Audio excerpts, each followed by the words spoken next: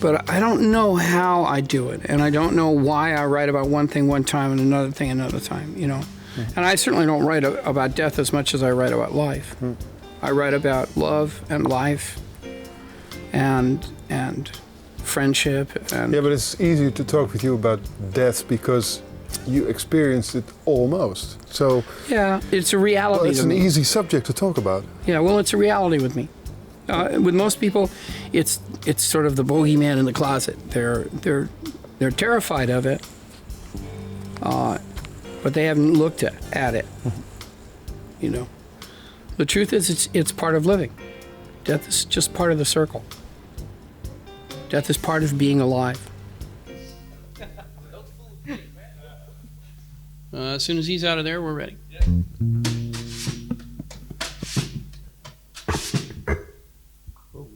Lovely. So,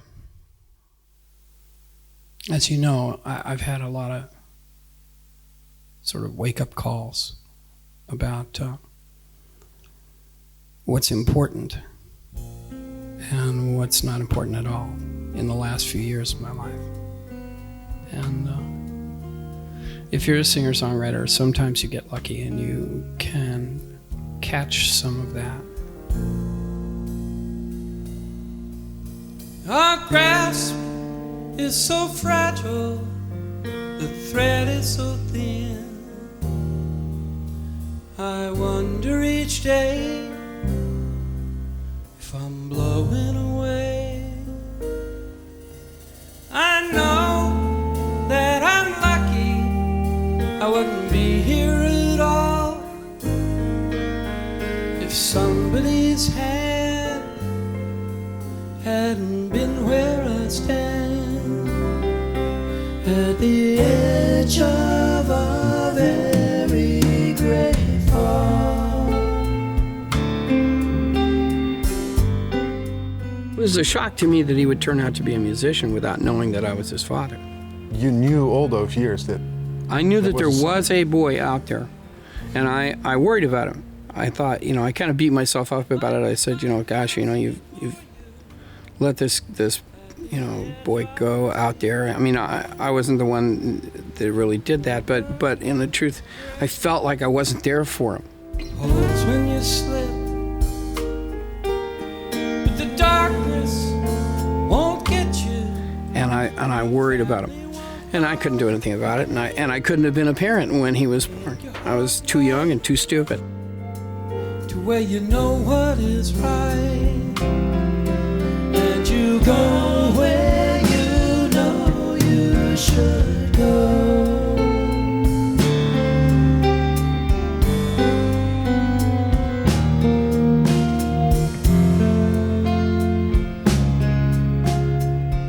My first encounter was at UCLA Medical Center at the cafeteria, and we had spoken on the phone one time, and we were going to meet. That was going to be our first meeting, and he was coming out the door and I was coming in the door, and I, you know, knew who he was right away, and I got the look on his face like he knew who I was right away. So we kind of both went outside and talked for about 2.5 hours, 3 hours. Just 2.5 hours? Yeah. It's a good start.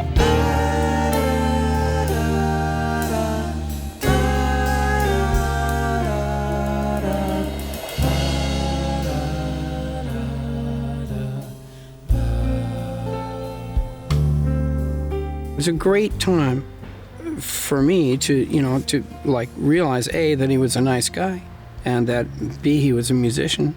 Later on, I realized he was a great musician, but that he was okay. And it's life, and it's dying, it's beginnings and ends. It's what did you do with the life they gave you? It's were you that honest, and did you make amends to all of the under your guns? And how have you treated